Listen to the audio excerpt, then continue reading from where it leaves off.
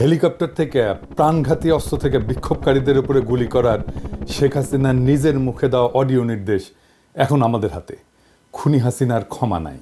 অনেকে বলছেন এটা পাবলিক করতে, সেটা আপাতত করা যাচ্ছে না। মাফ করবেন, আইনি প্রক্রিয়ার কারণে। নিশ্চিন্ত থাকেন, আদালতে এভিডেন্স হিসেবে পেশ করা এবং আদালতের গ্রহণ করার পরে এভিডেন্সটা আপনারা সবাই সেই পিশাচিনীর রক্ত হিম করা নির্দেশ শুনতে পারবেন। আমাদের টিমের অনুরোধ রাখতেই হচ্ছে, এইটা পাবলিক হইলে এভিডেন্স হিসেবে দাখিলের ক্ষেত্রে আইনি সমস্যা থাকতে পারে বলে জানাইছেন ওনারা। তাই আমরা চাই হাসিনার শাস্তি। ওই রেকর্ড পাবলিশ করার জন্য নানা ধরনের চাপ হবে, ট্রল হবে, বলা হবে মিছা কথা বলতেছি, শুনে যাবেন, পাত্তা দিবেন না। আমাদের যে কোর্ট টিম, আমি, ইলিয়াস, মাহমুদ ভাই, সবার কাছেই আছে জিনিসটা। তাই আওয়ামী লীগের উস্কানিতে উতলা হইয়েন না, তবে আশাহত হইয়েন না। তো একেবারে আজকে বিনা জিনিসে ফেরাবো না, খুশি করে দিব শেষে। যেগুলো আদালতে এভিডেন্স হিসেবে দেওয়া হবে না, তার থেকে কিছু শোনাবো, পরে আসতেছি ওই ব্যাপারে। আমি কইছিলাম হাসিনার বাসন নাই, পশ্চিম তারে ছাই দিয়া ধরবে। দেখেন, হিউম্যান রাইটস ওয়াচ প্রতিবেদন দিছে প্রফেসর ইউনূসের কাছে। সেইখানে পুলিশদের নিজেদের ভাষ্যেই প্রমাণ পাওয়া গেছে কতটা নৃশংস হত্যাযজ্ঞ চালানো হয়েছিল। এখানে বলা হয়েছে যে পুলিশ বিক্ষোভকারী ছাড়াও তাদের আশেপাশে বাসাবাড়ির জানলা গেটে দাঁড়ায় থেকে দেখতে থাকা মানুষের উপরে যারা সাক্ষ্য দিতে পারে তাদের উপরে গুলি চালাইছে, যেন কেউ নৃশংসতার সাক্ষ্যটা দিতে না পারে। এই যে এখানে লেখা আছে, পুলিশই বলছে যে এই নৃশংসতা চালানোর নির্দেশ রাজনৈতিক নেতৃত্বের কাছ থেকে আসছিল। পুলিশ অবশ্য নিজের মুখেও বলছে, যেমন ধরেন এই যে এই ভিডিওটা, আমাদের উপর নির্দেশনা আছে, আজকে যদি আপনারা বের হন আমরা কিন্তু ডাইরেক্ট গুলি, আমাদের ব্যবস্থা আমরা নিব। শীর্ষ কর্মকর্তা সিসিটিভি দেখছে, ভিডিও গেমস যেমন খেলে এরকম দেখে দেখে দায়িত্বরত কর্মকর্তাদের এমনভাবে গুলি করার নির্দেশ দিচ্ছিল যেন তারা ভিডিও গেম খেলতেছে। পুলিশের গুলি করার নিয়ম পায়, সেখানে গুলি না করে শরীরের বিভিন্ন প্রধান অঙ্গ প্রত্যঙ্গে সিসার বুলেট ব্যবহার করে গুলি করছিল, শরীর লক্ষ্য কইরা। এমনকি যখন তাদের জীবনের উপরে, মানে পুলিশের জীবনের উপরে আঘাতের কোনো ধরনের শঙ্কা ছিল না। ব্যারিস্টার আরমান র্যাব টিএফআই সেলের আয়না ঘরে বন্দি ছিল, সেই সেলটা আবিষ্কার করা হয়েছে। সেখানে 1000-এর উপরে বন্দি থাকতো, অবিশ্বাস্য সংখ্যা। 8টা কবর সেল আবিষ্কার হয়েছে, 3 ফিট বাই 4 ফিট, যেখানে শুধু বসে থাকা যায়, শোয়াও যায় না। অনেক এভিডেন্স নষ্ট করা হইল। পুরা স্থাপনা বিস্ফোরণে উড়ায় দেওয়ার পরিকল্পনা করছিল জল্লাদেরা, যেন এই এভিডেন্স বাইরে না আসে। ওই দিন যেন ফিরে না আসে, হাসিনার দিন, সেটা নিশ্চিত করার জন্য বিশাল কাজ বাকি আছে ভাইরা। এখনই ক্ষান্ত দিয়েন না। অনেকে বলছেন যে সিরিয়াজে 1 মাসে করলো, তা আমরা 6 মাসে কেন করতে পারি নাই? তার উত্তর হচ্ছে, আমাদের পুরো একটা হোস্টাইল প্রশাসনের সাথে কাজ করতে হচ্ছে। পুরাই তো হাসিনার প্রশাসন। বিপ্লবের পক্ষের শক্তিকে দূরে সরাই রাখা হয়েছিল, তাই আমাদের ক্রুশিয়াল শক্তিকে কাজে লাগাতে পারে নাই সরকার। বিপ্লবের শক্তি নানা ধান্দায় ব্যস্ত হয়ে গেছে। তো এই কাজকে ফ্যাসিলিটেট করার জন্য যে প্রভাব, ইনফ্লুয়েন্স দরকার, তেমন মানুষের সংখ্যা তো কম। তবে কাজ হইতেছে, ভরসা রাখেন। সরকারকে নির্বিঘ্নে কাজ করতে দেন। দাবি দেওয়ার নামে অরাজক পরিস্থিতি তৈরি করে সরকারের চলার পথকে কণ্টকাকীর্ণ করে দেবেন না। এই সরকার যেন বেশি দিন থাকতে না পারে, এটাই আওয়ামী প্ল্যান, এটা এজেন্সির প্ল্যান। এই এজেন্সিগুলোর উপরে কর্তৃত্ব স্থাপন করা যায় না এখনো তারা স্যাপোটাস করে নানা জায়গায়। ভাই, ফেসবুকে চিল্লায় কাজ হয় না, মাঠে কাজ করতে হয়। সেটা সময় লাগে, এনার্জি লাগে, ঘাওড়াদের দাবরানি দেওয়া লাগে। এই কাজ যারা করতে পারবেন না তারা হুদাই লাগেন না মানুষজনের পিছে। আমার পিছনে লেগে আছে অনেকজন, আর কি লেগেন না, লাভ নাই আর কি, লেগে কোনো কিছু করতে পারবেন না আর কি। আমাদের এই মুহূর্তে করণীয় হইতেছে প্রফেসর ইউনূসের সরকারকে সর্বাত্মকভাবে সহায়তা করা। প্রফেসর ইউনূসকে বলতে হবে যে আপনার উপদেষ্টা পরিষদ পুনর্গঠন করেন, দক্ষ তরুণদের উপদেষ্টা পরিষদে অন্তর্ভুক্ত করেন। দেশের মধ্যে আওয়ামী লীগারদের দাবরানির উপরে রাখার জন্য সব ধরনের কৌশল নিতে হবে। আওয়ামী লীগের পক্ষে যেই কথা বলবে তারই দাবরানি দেওয়া হবে। দেশের বাইরে যারা আওয়ামী লীগের পক্ষে কাজ করতেছে তাদের বিরুদ্ধে আমাদের ফরেন মিশনগুলোকে সক্রিয় করতে হবে।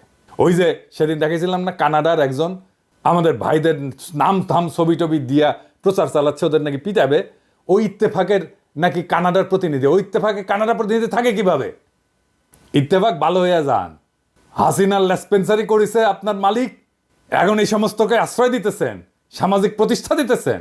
পুলিশে যারা অসহযোগিতা করতেছে তাদের নির্দয়ভাবে অব্যাহতি দিতে হবে। তারপরে সবার সম্পদের খোঁজ নিয়ে টান দিতে হবে। ইন্ডিয়ান সকল ইন্টারেস্টকে, সকল পণ্যকে বর্জন করতে হবে। ইন্ডিয়ার সাথে লটর পটর যারা করতে যাবে তাদের সামাজিকভাবে লজ্জা দিতে হবে। মিডল ক্লাস আর আপার মিডল ক্লাসের মধ্যে যারা আওয়ামী লীগের পক্ষে আওয়াজ তুলতেছে, কাজ করতেছে, তাদের দৌড়ানির উপরে রাখা হবে। সোশ্যাল মিডিয়া ফলো করা হবে। এদের সবার অপ্রদর্শিত আয় আছে, ফাইল ওপেন করেন, কিছু করতেও হবে না, শুধু ফাইল ওপেন করেন, পেটের গু শুকায় জিলাপি ঘুটা হয়ে যাবে। যারা হত্যা করছে আমার ভাইদেরকে, সন্তানদেরকে গুম করছে, পুলিশ, র্যাব, ডিজিএফআই, এদের প্যাকেট করে ফেলতে হবে। বাধা দিতে থাকলে এমন কৌশল না হবে যেন বাধা দিতে না পারে। আমার কাছে কৌশল আছে, ওই জাউরামুর স্ট্র্যাটেজি আছে, শিওর শট। হ্যাঁ, সোহরাদ্দির বডিগার্ড, ওই যে হ্যাঁ, সোহরাদ্দির বডিগার্ড ওই কি ছিল, ভদ্রলোকের সাথে ভদ্রতার, জাউরাদের সাথে ডাবল জাউরামি। নাহলে আপনি গেলে মরছেন, আমি সেটা ফলো করি। ইন্ডিয়ার এখন মূল প্ল্যান হইতেছে প্রফেসর ইউনূসকে সরানো। প্রফেসর ইউনূসের ব্যাপক আন্তর্জাতিক গ্রহণযোগ্যতার জন্য বাংলাদেশে ইন্ডিয়া কিছুই করতে পারতেছে না। প্রফেসর ইউনূস ইন্ডিয়ার গলার কাটা হইয়া দাঁড়াইছে, এই কাটা সরাইতে চাইতেছে ইন্ডিয়া। এই জন্য নির্বাচন দিয়ে সরে যাওয়ার চাপ তৈরি করতেছে যেন বাংলাদেশকে আবার দখল করতে পারে ইন্ডিয়া। বাংলাদেশের রাজনৈতিক দলগুলো না বুঝে আওয়ামী লীগের সাথে আনন্দ চিত্তে ইন্ডিয়ান এই পরিকল্পনা বাস্তবায়নের জন্য কামলা দিয়ে দিতেছে। মনে রাখবেন, প্রফেসর ইউনূসের অকাল বিদায় মানে ইন্ডিয়ার পুনরায় বাংলাদেশের তালুকদারি বহাল। এই জন্যেই ফেব্রুয়ারিতে আওয়ামী লীগ কঠোর আন্দোলনে যাবে বলছে। আর বিএনপি নাকি সরকারকে সঠিক পথে আনতে আন্দোলনে নামবে। কোন পথে গেছে সরকার? কোন বেপথে গেছে সরকার? সঠিক পথ মানে কি? তবে আওয়ামী লীগ বিএনপি একই সাথে আন্দোলন করছে, দেখেছেন তো? একই সময় আলহামদুলিল্লাহ, দুই রসুনের এক জায়গায়, এটা বুঝাতে পারছেন তো? বিএনপি চায় আন্দোলন, আওয়ামী লীগও চায় আন্দোলন। বাহ, কি মজা! সরকারকে নাকি নির্বাচনে বিলম্বের যৌক্তিকতা তুলে ধরতে হবে, তাই নাকি? বহুত খুব সালাউদ্দিন সাহেব, আমরাই সরকার, এটা আমাদের সরকার, আপনার না হইতে পারে, আমরাই দিব যৌক্তিকতা। ড্যাং ড্যাং করতে তো গেছিলেন ক্যান্টনমেন্টে যে সরকার গঠন করার জন্যে। এখন সরকারকে অন করেন না, এখন সরকার আপনার না, আমাদের সরকার। আপনার না হইতে পারে, তবে দিব, আমরাই দিব যৌক্তিকতা। আগামীকাল দেই, হ্যাঁ, মাইনে নেবেন, আমি শিওর। একটা দিন টাইম দেন, মেলা কাজ করার লাগিচ্ছে তো, একটা দিন টাইম চাচ্ছি, খুশি করে যৌক্তিকতা দিয়ে দিমুনি, আমি দিমুনি। জানেন তো সালাউদ্দিন ভাই, আমার যুক্তি গলে শিওর শট। সরকারের দিকে বাউন্সার ছুঁড়েন না, প্রত্যেক বাউন্সারে ছক্কা হাঁকামো প্রমিস করলাম। এবার আসেন, কইছিলাম না খুশি কইরা দিব, আসেন খুশি কইরা দিই। হেলিকপ্টার কোন কোন দিক দিয়ে গেছে আর কই কি হত্যাযজ্ঞ চালাইছে, এটা কেমনে বের করা হয়েছে জানেন? এটা রিক্রিয়েট করা হয়েছে কেমনে জানেন? ক্রু যারা ছিল তাদের সকলের পকেটে মোবাইল ছিল, নিচ দিয়ে উড়িছে, আর মোবাইলগুলো কাছের টাওয়ার থেকে সিগন্যাল নিছে, আর বেচারারা মরিছে। ছবির মতো রিক্রিয়েশন হয়েছে আর কি।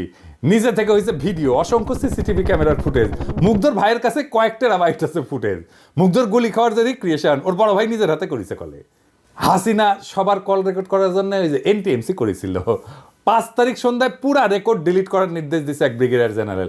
আইজার নাম কইলাম না, ব্রিগেডিয়ার সাহেব ভালো হয়ে যান। মুছেও গলে দিছে সব। আমাদের কাছে স্বীকারোক্তি আছে কে বলছে মুছে দেওয়ার জন্য। আদালতে দাখিল করা হবে এমন সাক্ষ্য প্রমাণ নষ্ট করার জন্য জেনারেল সাহেব আপনি আদালতে উঠবেন, লিখে রাখেন। তবে সেই সব রেকর্ড উদ্ধার হয়েছে আলহামদুলিল্লাহ। সমস্ত টেলিফোন কল, টেরাবাইটের পর টেরাবাইট, ওই সময় ডিটেইল অন্দরমহলের ঘটনার ছবির মতো রিক্রিয়েশন করা সম্ভব হইতেছে। আমি শুনেছি একের পর এক। প্রথমে শুনেছি দরবেশ বাবার কল রেকর্ডগুলা, যে খুচরা কল রেকর্ড, ছোট ছোট ছোট ছোট মেলা কল রেকর্ড প্রচুর। এর মধ্যে অনেকগুলো এভিডেন্স হিসেবে ইউজ করা হবে, তো যেগুলো আমরা এভিডেন্স হিসেবে ইউজ হয়তো করবো না, সেগুলোই শোনাই। হ্যাঁ, এই যে সাহেব শুনান না কয়টা।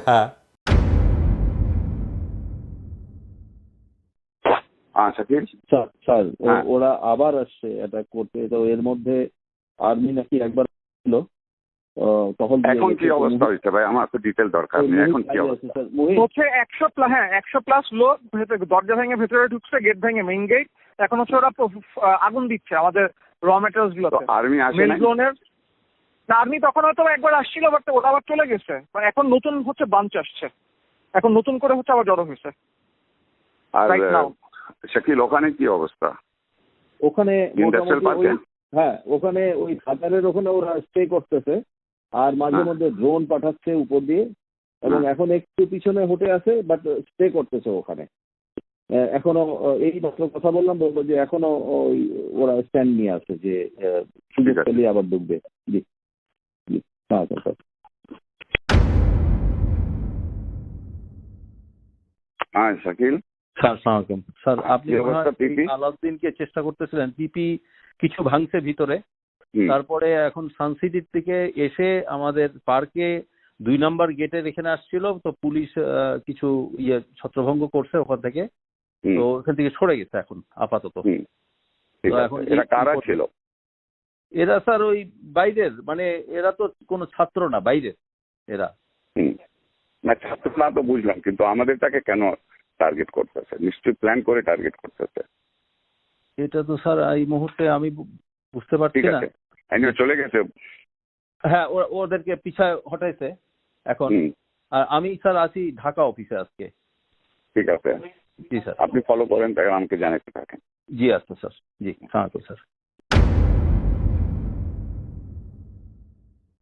আসসালামু আলাইকুম স্যার। স্যার স্যার ভালো আছেন? স্যার আলহামদুলিল্লাহ স্যার।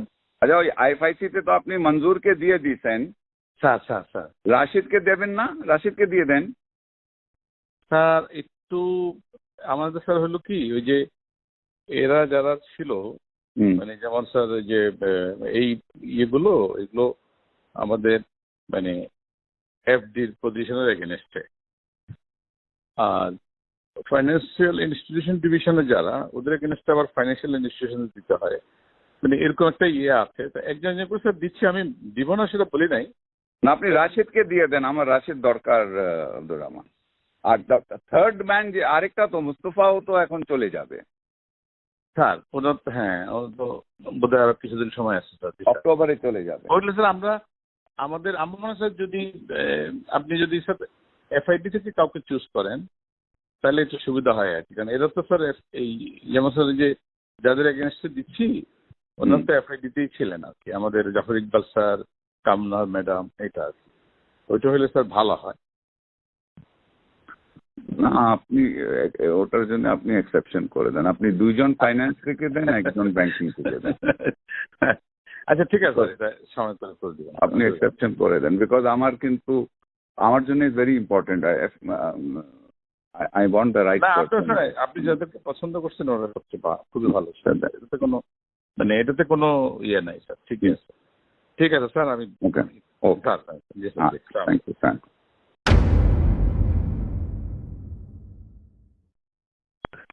সালমান ভাই, হ্যাঁ আপনি কি গণভবনে? হ্যাঁ তো আমি আসতেছি আর কি, এটাই।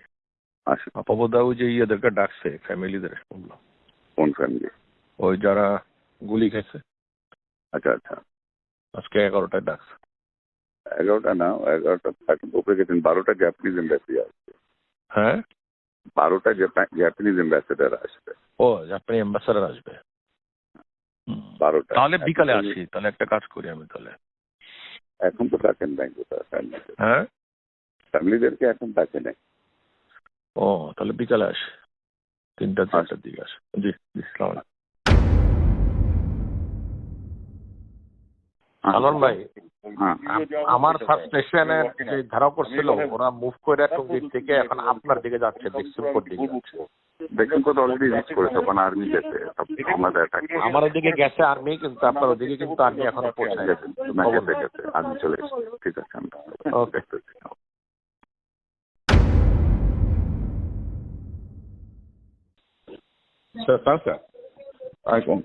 আচ্ছা, আরেকটা ওই আপনারা যে ন্যাশনালাইজ ব্যাংকে কি ডিএমডি প্রমোশন হচ্ছে নাকি? না স্যার, এখনো ধরা হয়নি। ধরা হয়নি, কবে ধরবেন? লিস্টগুলি চাইছেন নাকি? ব্যাংকগুলি থেকে লিস্ট গেছে আপনাদের কাছে, তারা এলিজিবল? হইতে পারে, কিন্তু স্যার এটা হ্যাঁ হইতে পারে, এখনো প্রসেস শুরু হয় না এইভাবে, এত চিন্তা ভাবনা করতে। ও আচ্ছা, ওরা নিজেরা হয়তো লিস্ট দিচ্ছে। ও ডিএমডি তো স্যার হলো যে জিএম থেকে হয়। জিএম থেকে ডিএমডি হয়, তো ওটা আপনার প্রসেসটা কি কবে শুরু করবেন?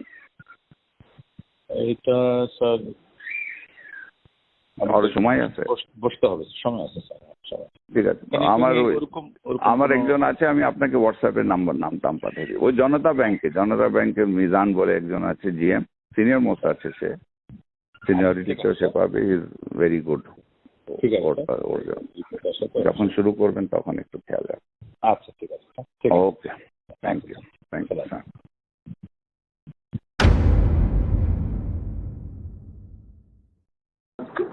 हाँ अस्सलाम वालेकुम। Salman, Biddur is in Molvi Bazaar for a local meeting with the MPs and all that. Okay. Can you meet tomorrow? हाँ sure. Give me a call tomorrow. Okay, ठीक है।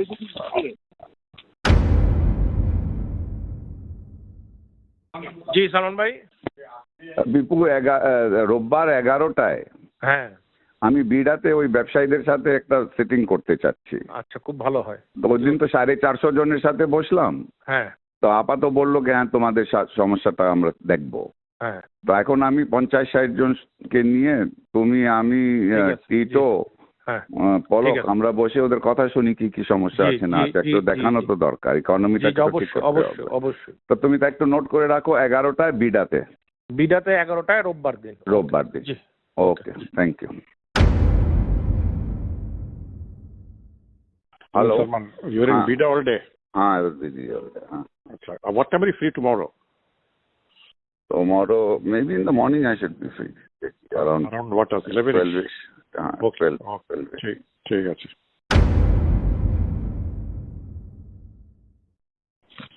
Hello, are you back in office or? No, I'm not back. I will be back.